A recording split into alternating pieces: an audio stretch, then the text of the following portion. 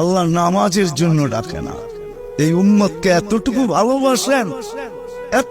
ভালোবাসেন যে আল্লাহ কথা বলার জন্য ডাকেন, নামাজের জন্য ডাকেন না। এই জন্যই মনে হয় কিতাবালা লেখছে মুসাল্লি উনাজি রব্বা, নামাজি আল্লাহর সাথে কথা বলে। রাত্রটা যখন পার হয়ে যায়, সুবে সাদেক যখন হয়ে যায়, তো আল্লাহ চিৎকার দিয়ে মনে হয় বলতে থাকেন, রাতটা পার হয়ে গেল, তোর সাথে কথা হইল না, জলদি একটু উঠ না, একটু আয় না, তোর সাথে একটু কথা বলি না। আবার যখন সকালেরটা ফজরেরটা শেষ হয়ে যায়, আবার দুপুর আসে, তখন যেন আল্লাহ বলতে থাকে, সেই সকালে কথা হইল, এখন তো দুপুর হয়ে গেল, তোর সাথে কথা হয় না, একটু আয় না, দুপুরে একটু কথা বলি না।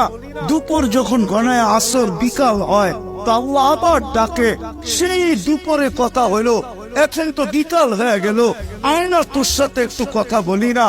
বিকালের পরে যখন সূর্য ডুবে যায়, তো আল্লাহ আবার বলে, সেই বিকালে কথা হইলো, আর সূর্যটা ডুবে গেল, এখন তো রাত্রই হয়ে গেল, আয় না, তোর সাথে একটু কথা বলি না, যেটাকে মাগরিব বলে। আপনি বলবেন এশারের সময় কেন কথা বলে? আমার মন বলে এশারের সময় মনে হয় এই জন্য কথা বলেন যে একটু পরেই তো ঘুমায়া যাবি, কাল সকালে উঠাইলে তো উঠবি, যদি না উঠাই তো আর কোনোদিন উঠা হবে না, চিরদিনের জন্য নিদ্রা হয়ে যাবে, তোর সাথে আমার কথাও হবে না, একটু পরে তুই ঘুমায়া যাবি। আয়না শেষমেশ তোর আর আমার একটু কথা হইয়া ঘুমা।